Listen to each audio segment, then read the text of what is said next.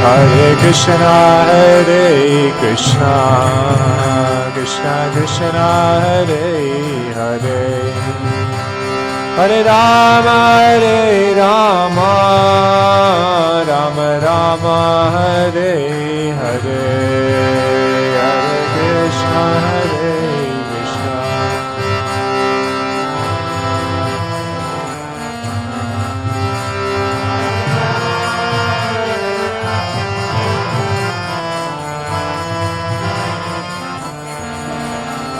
Hare Krishna, Krishna Krishna, Hare Hare, Hare Rama, Rama Rama, Hare Hare, Hare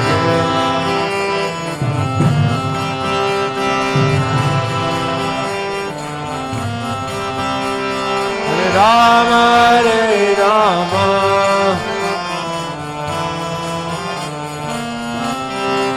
Hare Krishna, Krishna Krishna, Hare Hare, Hare Rama, Rama Rama, Hare Hare, Hare Krishna, Krishna.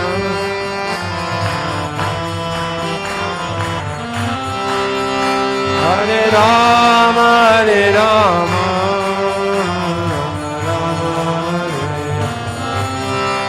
Hare Krishna, Krishna Krishna, Hare Hare, Hare Rama, Ram Ram, Hare Hare.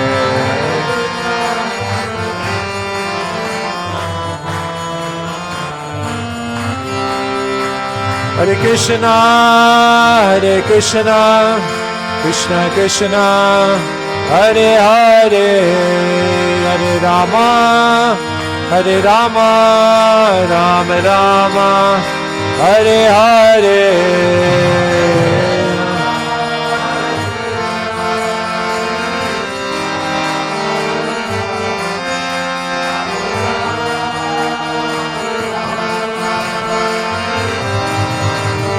Hare Krishna, Krishna Krishna, Hare Hare, Hare Rama, Ram Ram, Hare Hare.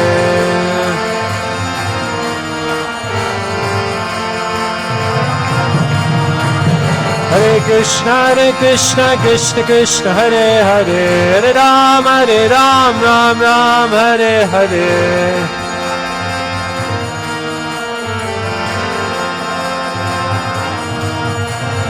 Hare Krishna, Krishna Hare Hare, Hare Rama, Rama Hare Hare.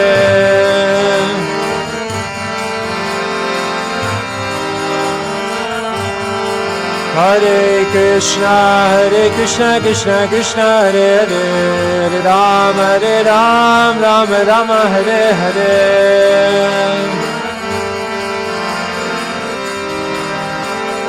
Nitai Gaur Hari Bol, Hari Bol, Hari Bol, Gaura Hari Bol.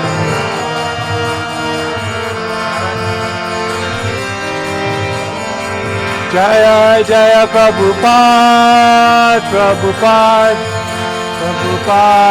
Jaya Prabhupada.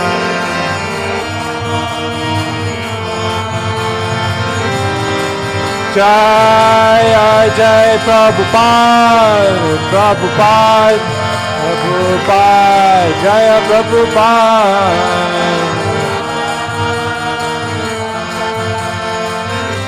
Jaya Jaya Prabhupada, Jaya Prabhupada.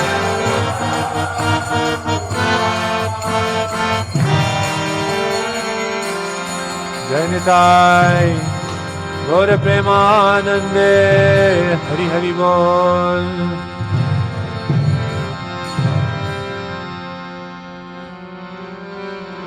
Mama Jnanatimirandhasya Jnananjana Shalakaya चक्षुरुन्मिलितं येन तस्मै श्री गुरवे नमः। श्रीचैतन्यमनोभीष्टं स्थापितं येन भूतले स्वयं रूपा कदा मह्यं ददाति स्वपदान्तिकम्। वन्देऽहं श्रीगुरो श्रीयुतापदकमलं श्रीगुरोन् वैष्णवांश्च श्रीरूपं साग्रजातं सहगना रघुनाथान्वितं तं सजीवं साद्वैतं सावधूतं परिजनसहितं कृष्ण चैतन्यदेवं श्रीराधा कृष्णपादान् सहगना ललिता श्रीविशाखान्वितांश्च।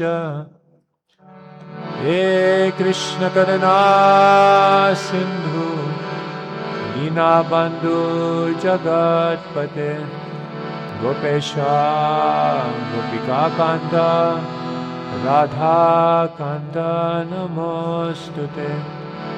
तप्ता कञ्चन गौराङ्गी राधे वृन्दावनेश्वरी वृषभानुसुते देवी प्रणमामि हरिप्रिये। वाञ्छाकल्पतरुभ्यश्च कृपा सिन्धुभ्येव च पतितानां पावनेभ्यो वैष्णवेभ्यो नमो नमः। श्रीकृष्ण चैतन्य प्रभु नित्यानन्द श्री अद्वैता गदाधर श्रीवासदि गौर भक्तवृंदा। हरे कृष्ण कृष्ण कृष्ण हरे हरे हरे राम राम राम हरे हरे। श्री हरिनाम संकीर्तन की जय। ग्रंथराज श्रीमद् भागवतम की जय। श्रील प्रभुपाद की जय। ओम नमो भगवते वासुदेवाय।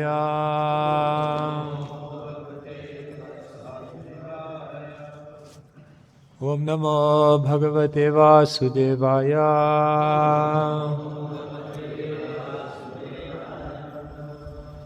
ओम नमो भगवते वासुदेवाय।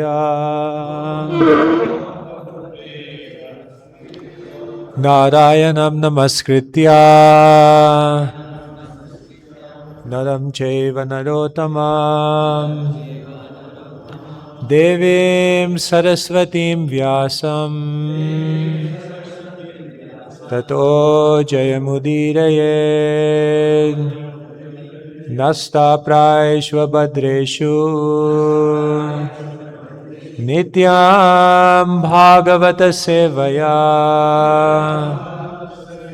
भगवत्युत्तम श्लोके भक्तिर्भवति नैष्टिकी। So today we're reading from Canto number 1, chapter number 1, entitled Questions by the Sages.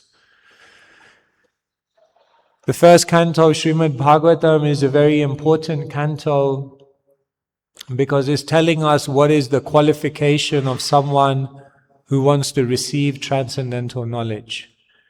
You see, the Bhagavatam has many different subjects.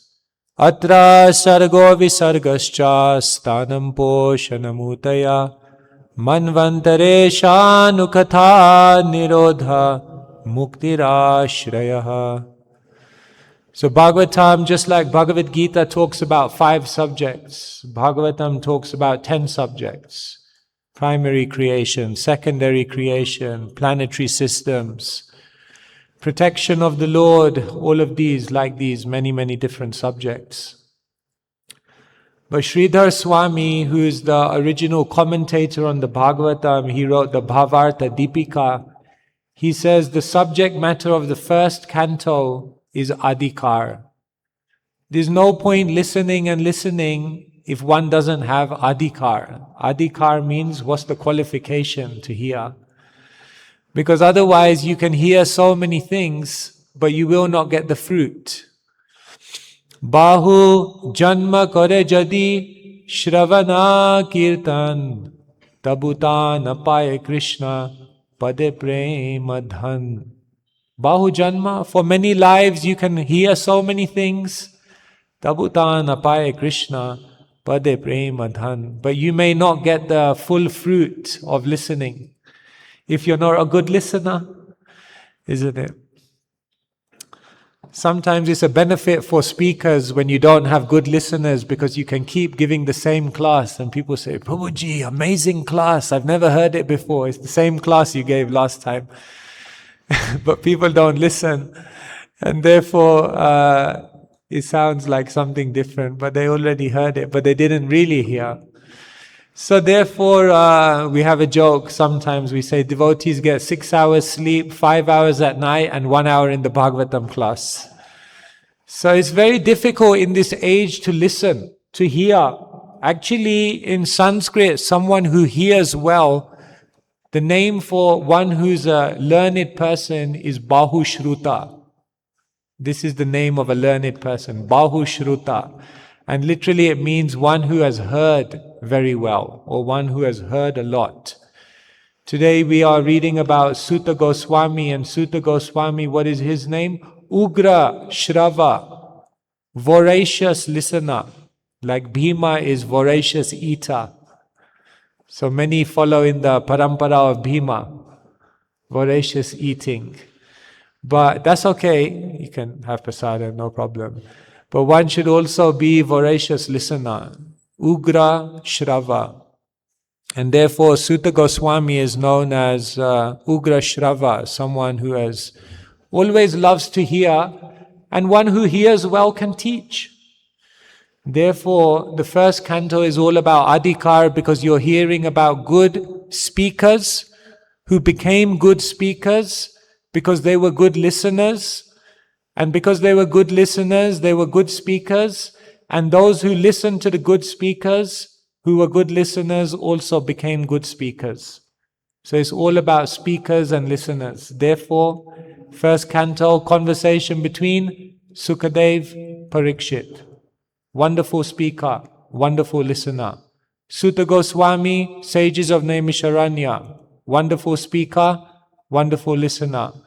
Vyasadev, Narada and Vyasadev, wonderful speaker, wonderful listener. So therefore, just like if you want to produce a child, then you need a man and a woman. And both have to be potent. Therefore, in the same way, if you want Krishna Bhakti to arise, Harikatha is a team game. It's not only about the speaker, it's not only about the listener. There must be a qualified speaker and a qualified listener. Then everything can happen. So, we are reading from the first canto, and here the sages are glorifying Sutta Goswami. When there's the thousands of sages are at Naimisharanya, and they are doing a yajna, but as soon as Sutta Goswami arrives, everyone knows he is the person we need to listen from. He has that power, that potency. So now they'll explain why he is the right person to hear from, why he is the Bhagavata, the living Bhagavatam. So please repeat after me. Vaitatvam saumya tatsarvam tattvavat tatvatastad anugrahat dhruya snigdhasya shishyasya Guravo Guyamapyuta Vetatvam Soma Tatsarvam Tatvatastad Anugrahad Bruyasnigdhasya Sishyasya Guravo Guyamapyuta Vetatvam Somya Tatsarvam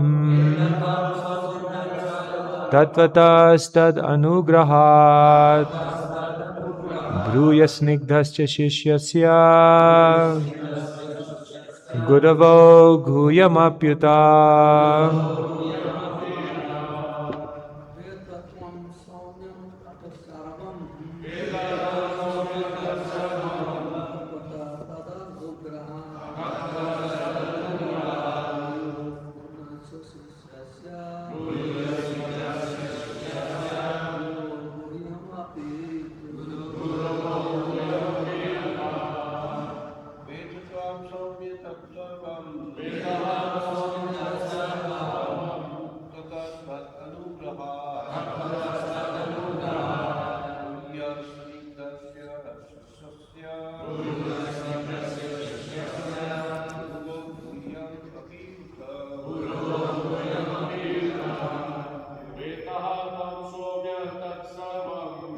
Vedatam Tatsana Sarvam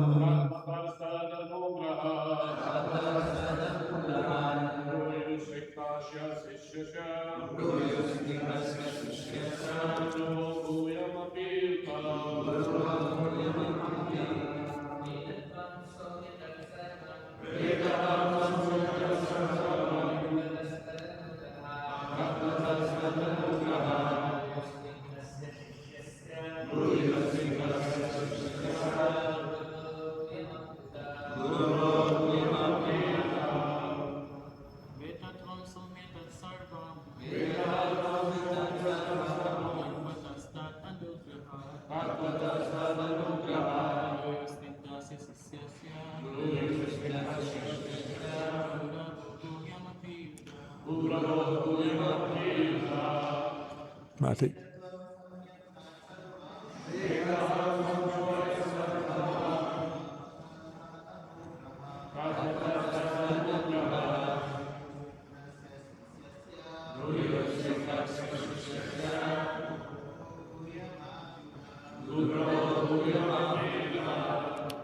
Mataji's. Vetatam Somya Tatsarvam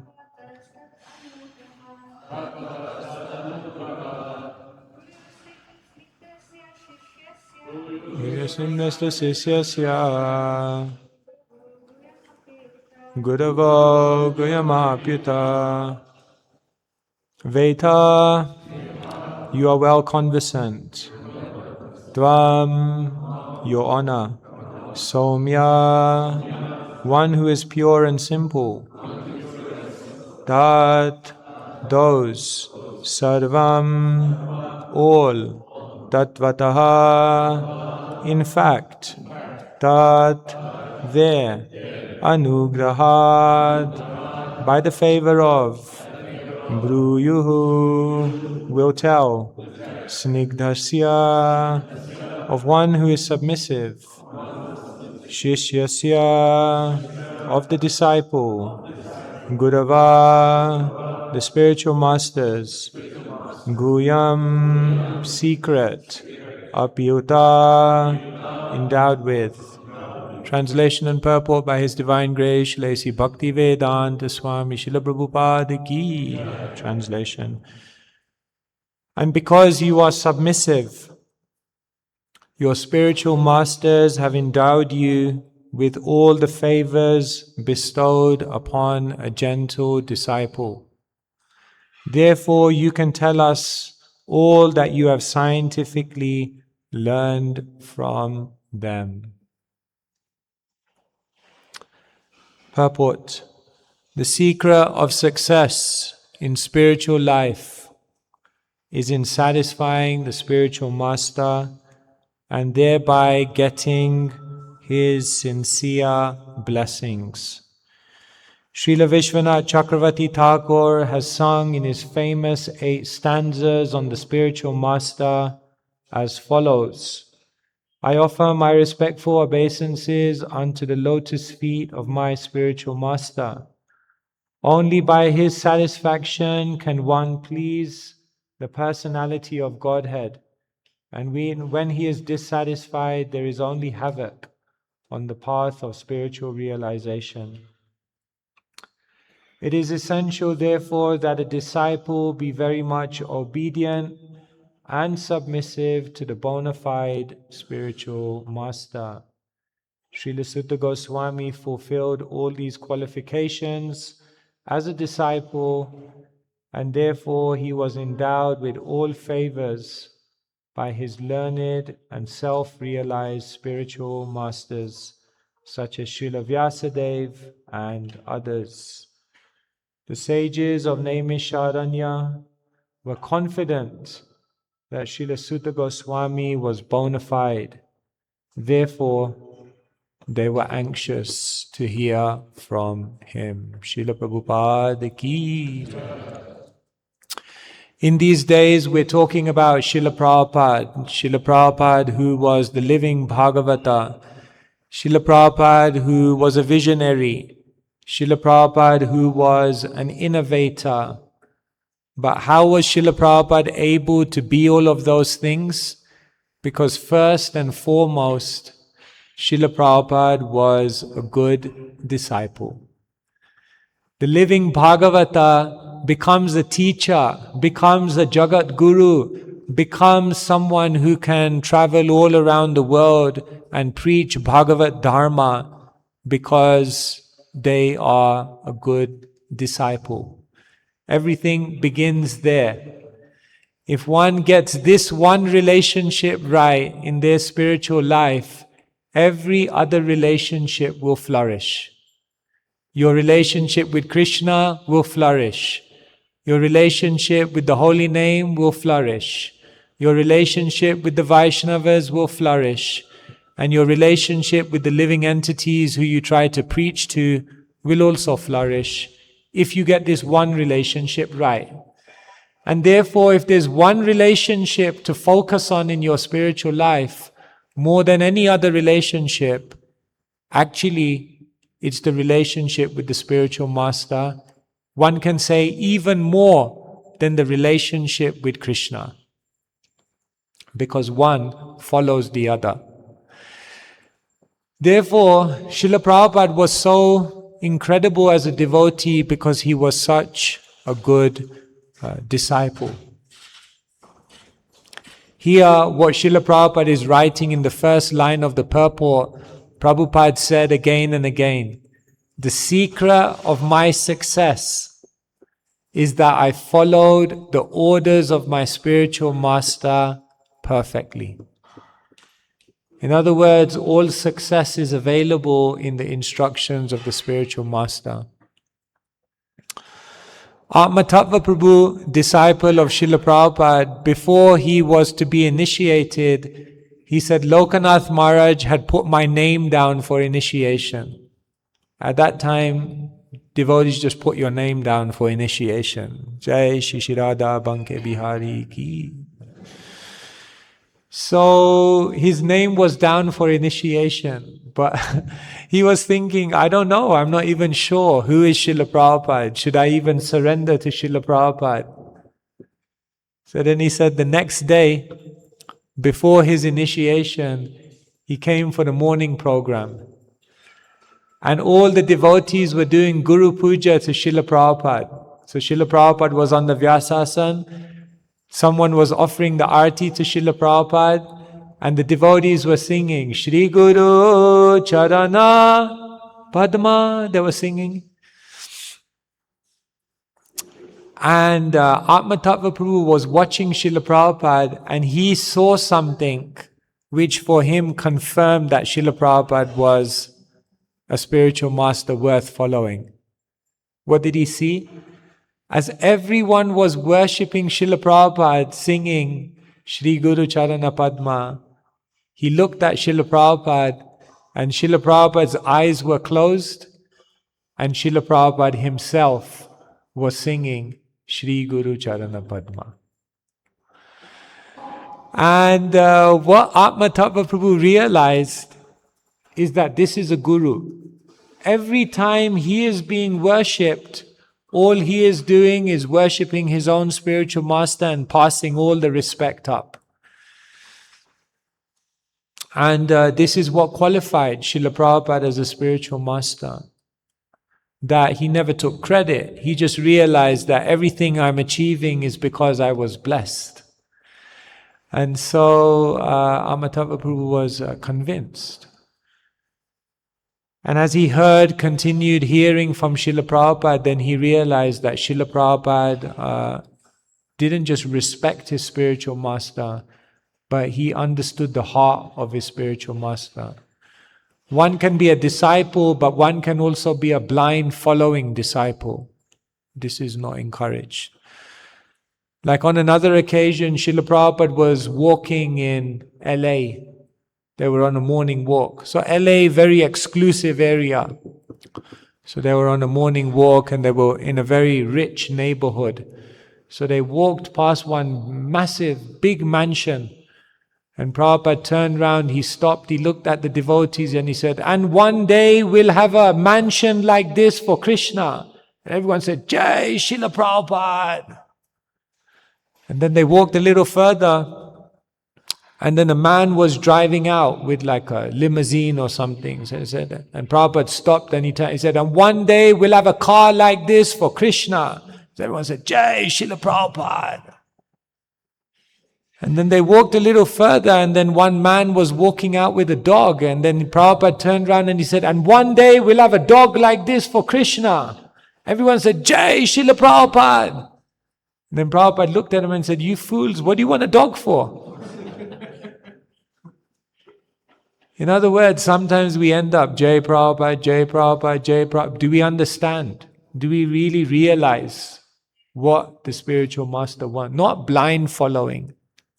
Therefore, this relationship with the spiritual master is very, very important relationship. And Srila Prabhupada shows how if one gets it right, everything goes all right. Rupa Goswami, when he is describing the process of devotional service, then what is the very first principle he says? What is the very first principle of devotional service? Ado Guru Padashraya. In the beginning, one must surrender to a guru. This is the very first principle. And it's very interesting. When Krishna arrives in Vrindavan and different demons come to attack Krishna, who is the very first demon that arrives in Vrindavan? Putana. And according to Bhaktivinoda Thakur, who does Putana represent? Which anartha? The false guru. In other words, the very first principle of spiritual life is to surrender to a guru. And the very first demon that arrives in Krishna, in Vrindavan to kill Krishna, is the false guru. So here, Bhaktivinoda Thakur is explaining to us that we must get this right. Some people accept the wrong person as a guru. Naturally, if you accept the wrong person as a guru, you're going to have problems. But then Bhaktivinoda Thakur says the next problem is people see that many people are unqualified to be guru, and therefore their conclusion is there is no guru. They don't accept any guru. He said this is just as destructive. Wrong guru, destructive. No guru, destructive. And he says some people, the amazing thing is they accept the right guru, but then they put more emphasis on their own mind than their guru. So like this, Bhaktivinoda Thakur says, you can get this relationship wrong in different ways. Either you accept the wrong guru, or you accept no guru, or you accept the right guru, but instead of listening to them, you put more emphasis on your own mind. So like this, many people get this relationship wrong. Like in the world, many people now say, Srila Prabhupada is the only guru, nobody else can be guru. Because they saw so many people who were not qualified to be guru fall from their position. But this is also a misunderstanding. Maybe they think they're glorifying Srila Prabhupada by saying Srila Prabhupada is the only guru, but actually what they're saying is that Srila Prabhupada wasn't pure enough, Srila Prabhupada wasn't powerful enough, Srila Prabhupada wasn't potent enough to make even one pure devotee. That's what they're saying. That's their glorification of Srila Prabhupada.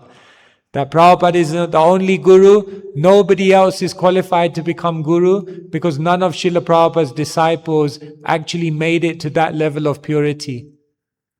So then the natural question then would be that if none of Srila Prabhupada's disciples became pure devotees, why would you become a disciple of Srila Prabhupada? Because basically you're saying Srila Prabhupada can't create any pure devotees. So this philosophy, it makes no sense. It doesn't make any sense on any level. So Srila Prabhupada very clearly said, I want all of you to become guru. But how do you become a guru? By first becoming a good disciple. So Niti Shastra explains that there are 6 types of incompetent disciples in one verse.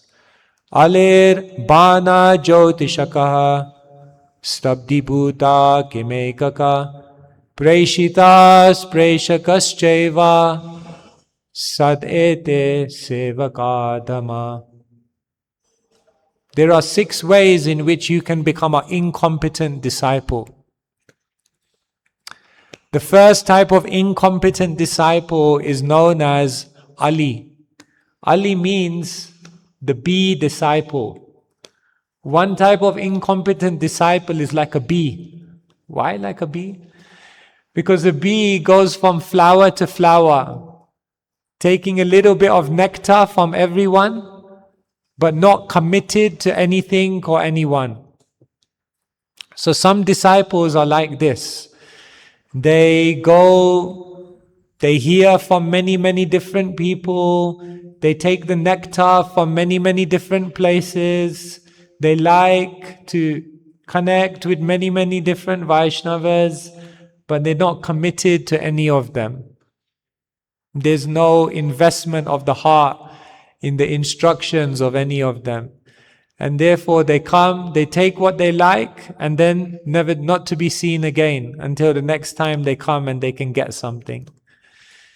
So Niti Shastra says this is the first type of incompetent disciple.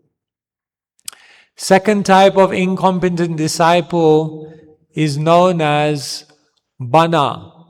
Bana means an arrow-like disciple. What does this mean? An arrow-like disciple is said that they receive things from the spiritual master, but they always shoot back like an arrow. The spiritual master tells you something, but you argue with the spiritual master. And someone may say, no, how can you argue with the spiritual master? That, of course, that's completely uncultured.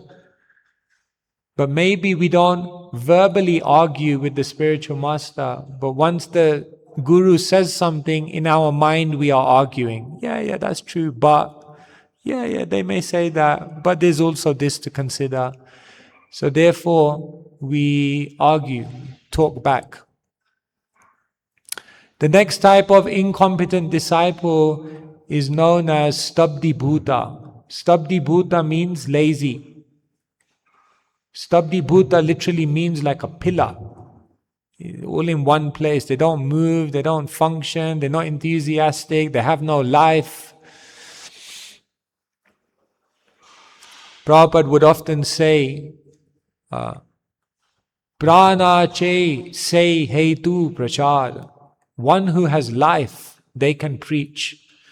And therefore he was saying so many of the disciples of Bhaktisiddhanta Saraswati Thakur, they've lost their life because they don't have the enthusiasm, the inspiration to serve, to preach, to expand the Sankirtan movement. So Stabdi Bhuta, lazy. The next type of incompetent disciple is known as Jyotishakaha, the astrologer disciple. What's an astrologer disciple? An astrologer disciple, they get all the instructions from the spiritual master, but they're waiting for the perfect time. Yes, I'll do it in the future. When all the constellations of the planets and the stars all line up in the perfect configuration, then I will do it. Always thinking that in the future I will do it. In the future, just now coming, in the future. Jyotisakaha, disciple, this is known as. And then Niti Shastra says the next type of incompetent disciple is known as Kimekaka. This is the only me disciple. Kim Ekaka. Ekaka means only or one. Kim means why. So Kim Ekaka literally means the disciple who is saying, why me? In other words, the disciple gets instructions from the spiritual master, and then what they do is they look around at everyone else. And they say, nobody's following any of these instructions, so why me? No one else is doing it. No one else is doing it. No one else is carrying out the order. Why should I do it? Why should I do it alone? So this is Kimekaka, disciple. Just because nobody is following, I will also not follow because I don't want to do it alone. And then the sixth type of incompetent disciple is known as Preshita Preshakas. They get instructions, they get good advice, and Preshita Preshakas means pass the buck disciple. They get all the good instructions, and instead of following it, what they do is they travel around the world and they tell everyone else all of those good instructions. My spiritual master gave very good instructions. You should listen to it. Yes, you should listen to it. Are you following it? No, but you listen to it. So very, very good at passing on the instructions, but not very good at following it themselves.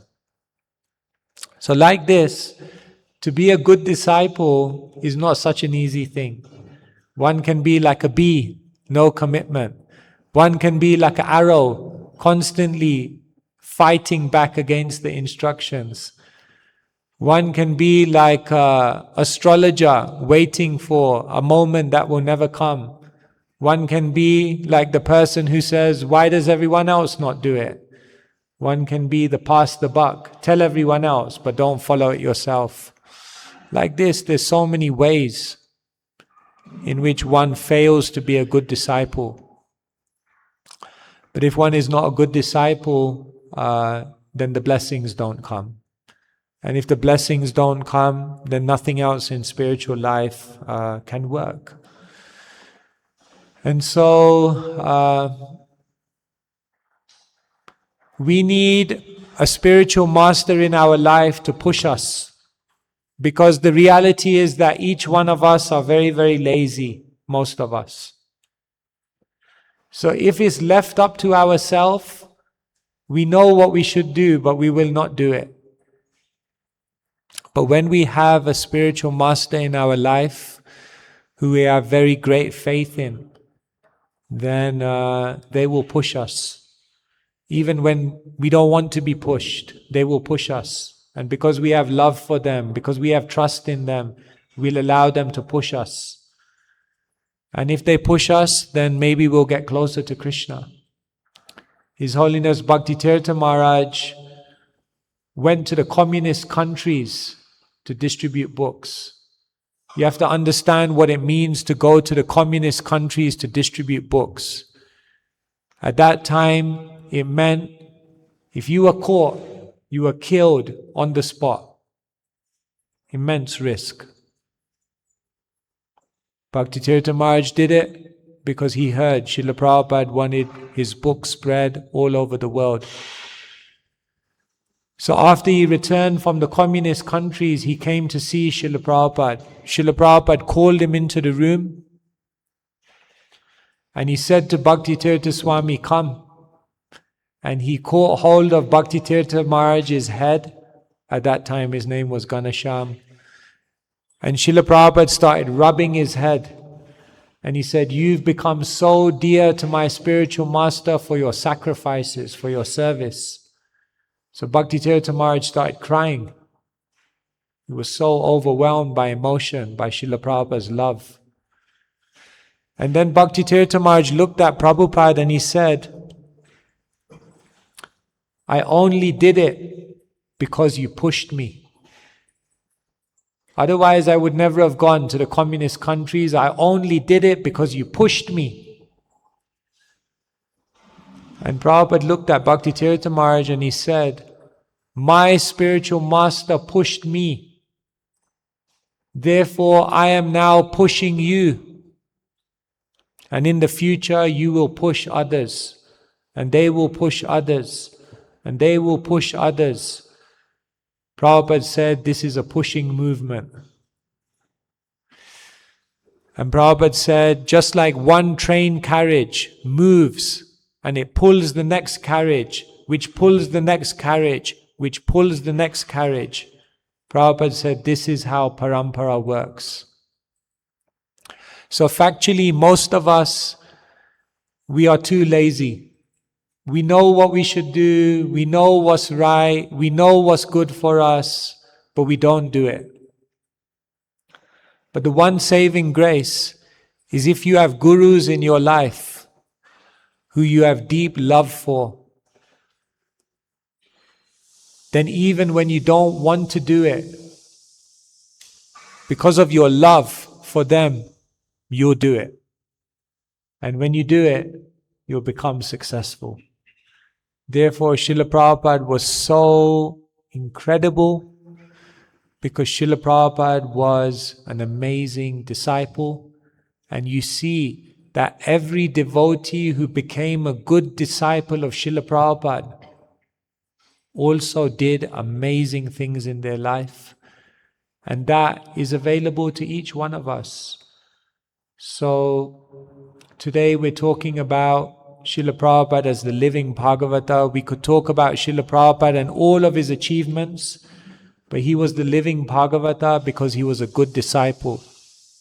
Just like Sutta Goswami was a good disciple, just like Parikshit was a good disciple, just like Vyasadeva was a good disciple of Narad, just like Brahma was a good disciple of Krishna.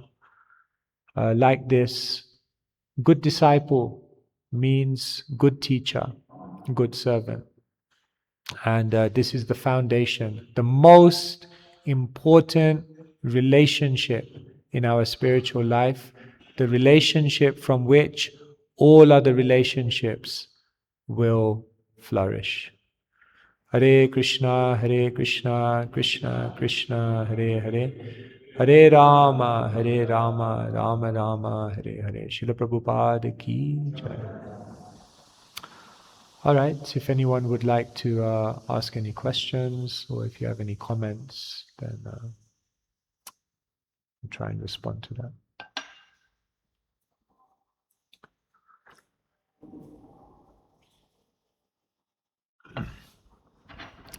Okay.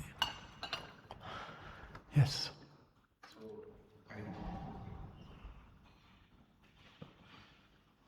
I have a question related to, I see a little bit of a tension between don't be a blind follower and then don't be a bee. Because in order to not be a blind follower, one must assess different things.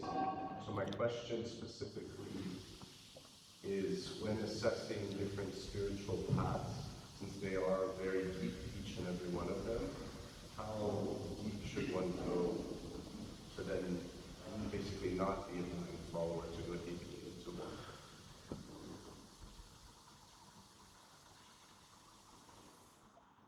See, spiritual knowledge is available from many individuals Spiritual knowledge is available even from many traditions in the world. We don't doubt that, we never debate that. And we have no problem with someone listening, exploring, and drawing knowledge from all traditions. But what we're saying here, the downfall of the bee disciple, is that there's no commitment of the heart. There's no commitment to a personality and a mission, a service. You see, spiritual life is not just intellectual. It's not just about getting knowledge from many, many different places, but it's about dedicating oneself to a person, a representative of God. The universal principle that you'll find in all traditions of the world is that you please God by pleasing the representative of God. And therefore, one can learn from everyone. One can be inspired by everyone. One can draw wisdom from everyone. But at one point, one must find a representative of God and dedicate themselves to that personality.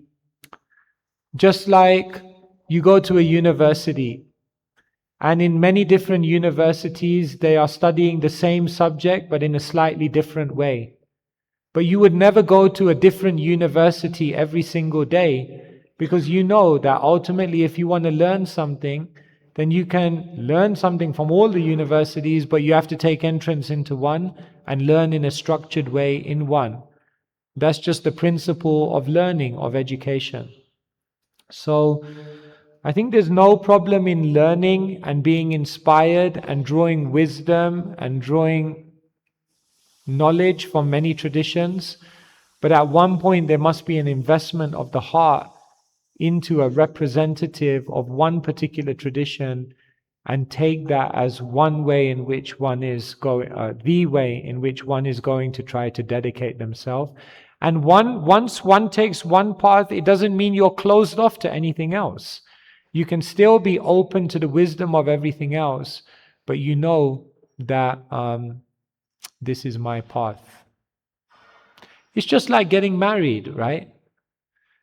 Just because you get married to one person, it doesn't mean that you don't have love, you don't have appreciation, you don't have affection towards other people. But you know, everyone does it in their life. They get married to one person, right? Unless you take sannyas. Then you get married to the mission. But you get married, everyone does it, right? You get married to one person. No one really says in the world like, why should I only marry one person? There are many nice people in the world. Maybe I can love all of them equally. No one does that, right? Because they realize where there's a commitment, where there's an investment of the heart, then not only does that relationship go deeper, but it also allows you to then appreciate other people. So I hope that helps. Anyone else like to ask any question?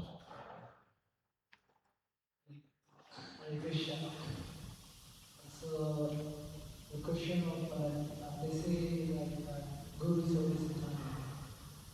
Oh, sorry, could you repeat? A Guru is eternal. So it's a bit echoey, I can't hear. Guru is eternal. Guru is eternal. Yes, Guru is eternal. He becomes. Janme Janme, Prabhu say, he comes again and again. Yeah. So is there a question of choosing a Guru? Sometimes when I hear people say, I choose Jesus as my Guru, I choose Jesus as my Guru. But is there a question of choosing a Guru or the Guru just come? I didn't catch the last bit. Is it a matter of choosing the Guru or? The Guru just come. The Guru just come. The Guru comes to you. Do you choose the Guru or does the Guru come to you like that? Yeah, so every day we're singing Chakudan Dilo Jai Janme Janme, Prabhu say, that He is my Lord birth after birth. Sometimes we hear that the spiritual master keeps returning to the world to deliver the disciple. because the Guru takes that responsibility that I will deliver the disciple. So what does this all mean? Does the Guru come to you? Do you choose the Guru? See, we have to understand this in a broad way. In the tradition, it's mentioned that Guru is one. So in one sense, there are many Gurus. But in one sense, Guru is one. This is called Akhanda Guru Tattva. What does it mean that the Guru is one? It means that the whole Parampara and all the Vaishnavas are working together to deliver the disciple. So when we say the Guru comes back life after life to deliver the disciple, what it means is that the Guru has made a commitment to the disciple that I will ensure you are delivered from the material world as long as you fulfill your vows as a disciple. And what will happen is that perhaps personally the Guru will come, personally. Bhaktisiddhanta Saraswati Thakur once said that to one disciple. He said, I've been returning to this world thousands of times just to deliver you. He said that. So sometimes it may be understood that the Guru comes back personally to deliver the disciple, or what may happen is the Guru may come in the form of another Vaishnava, and through that Vaishnava, the Guru is acting in order to deliver the disciple. So that the Guru comes back life after life may mean he personally comes back. It may mean a representative of the Guru comes back. Ultimately, what it means is that the Akhanda Guru Tattva will always come to save you, to assist you, like that. So like that. The personality that you take initiation from may be your eternal spiritual master, may be a representative of the eternal spiritual master, but in one sense the Guru is one. So they all work together like that. Is that okay? Anyone else? Okay, last question. Hare Krishna. When you listen to the Guru, when you're at the temple, everything is so nice. As soon as you come out of the temple, as soon as you hit the road, you are back to red race. What you're supposed to do that now, yeah? Yeah, therefore there's Vapu and there's Vani. There's the physical association of the Guru, there's the physical association of the Vaishnavas, and then there's the Vani. There's the spiritual instructions of the Gurus and the Vaishnavas. Vapu you may only have for some time when you are at the temple, when you are in the Sangha, but then you go out there and you hit the rat race. So then you don't have the Vapu anymore, but you still can have the Vani, the instructions. So therefore in the beginning of the Bhagavatam, Prabhupada writes, the spiritual master lives forever in his instructions and the follower lives with him. In other words, when you are in the temple, when you are with the Guru, when you are with the Vaishnavas, the idea is that you take the instructions and then you keep the instructions in your heart. And then when you hit the rat race, then what you do is you remember those instructions and you live by those instructions and you follow those instructions, and then you're in the rat race, but you're not a rat. So you can be in the rat race, you can be in the world, you can be in that environment, but you don't have to degrade yourself because you've received the instructions of the spiritual master and they protect you. So therefore it's not just about being with devotees, it's about hearing from devotees. You have to hear, inquire. Tadvidi pranipatena pariprashnena sevaya upadekshanti te jnanam jnaninas tattvadarshina. Therefore Krishna says, don't just approach a spiritual master, approach a spiritual master pranipad and be humble. Don't just be humble, pariprashna. Ask questions, learn. And don't just do that, sevaya, render service to them.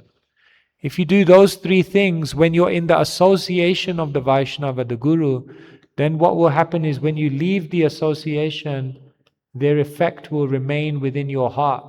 And then wherever you go, you'll be protected. So Vani and Vapu. Vani is more important. All right, I think we'll finish there. Oh, okay. All right, last question.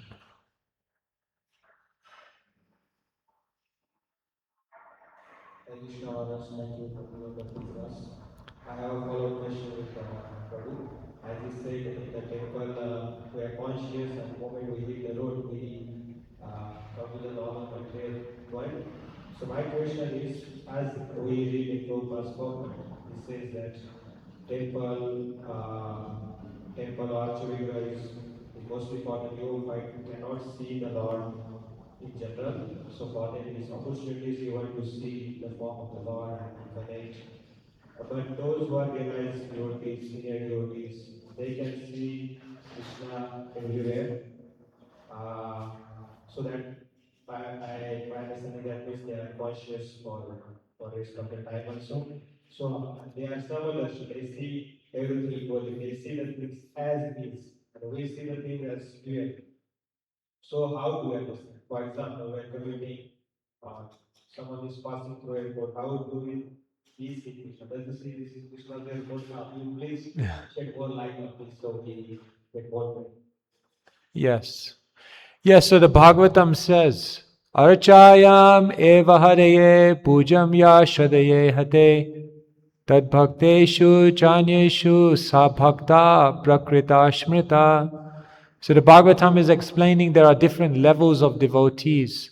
So the prakrita bhakta, or the very neophyte devotee, Archayam eva hareye, they only see Krishna in the murti. But they can't see Krishna. Natad bhakteshu cha anyeshu. They can't see Krishna in the living entities. If we go out into the world and people are suffering and we don't feel compassion, it means that our vision has not matured. If we go out into the world and we can't see Krishna acting, then it means still we have not advanced in our spiritual vision. So what does it mean? You're asking, what does it mean to see Krishna everywhere? See, like when you come to the temple, then when you come in the car park, then you will see different cars. And as soon as you see one car, then you understand, oh, this person is here. Because what happens is the car and the person becomes, in one sense, non-different. So as soon as you see the car, immediately you remember the person. In the same way, when one advanced devotee goes around in the world, they see everything as connected to Krishna. What does Krishna say? Rasoham apsukonteya prabhashmi shashishuryayo pranava sarva vedeshu shabdhake paurusham nrishu. Krishna says, Yad yad vibhuti mat sattvam. Everything you see in this world is just one spark of my splendor. And therefore, in our life, we do this many, many times. We see one thing and we immediately make a connection to other things. So when one becomes sufficiently advanced in spiritual knowledge, everything becomes a stimulant of remembering Krishna. Just like Krishna's servant, Daruka, when he saw the peacock fan, immediately what happened is he fainted. Because peacock fan means Krishna wears a peacock feather, and immediately he made the connection. And therefore, a devotee sees Krishna in the sense that he sees everything and everyone in connection to Krishna. Just like one brahmachari was with Prabhupada in the airport terminal, so they were sitting next to each other, and this air hostess walked past. So Prabhupada looked at the brahmachari and said, "Very beautiful, isn't she?" So he thought, he was bewildered. What do you say? Is Prabhupada testing me, or I don't know? So Prabhupada said, she's very beautiful, no? So he was speechless. And then Prabhupada looked at him and said, if she is that beautiful, imagine how beautiful Krishna is who created her. If she is that beautiful, imagine how beautiful is Krishna who created her. So therefore, when Prabhupada saw the beautiful air hostess, he didn't see an object of enjoyment. What he saw was a creation of Krishna. So the materialistic devotee sees everything as an object of enjoyment. But the advanced devotee sees everything as a creation of Krishna. And when you see everything as a creation of Krishna, you can only remember Krishna. So that's what it means to see Krishna everywhere. It means that one doesn't see anything disconnected from Krishna. Right? Everyone sees the Hari Sambandha Vastu. Every Vastu in the world has a Hari Sambandha, has a connection to Krishna. And the pure devotee is able to see that. Alright? Okay, thank you very much. Grantharaj Srimad Bhagavatam ki jai, Srila Prabhupada ki jai.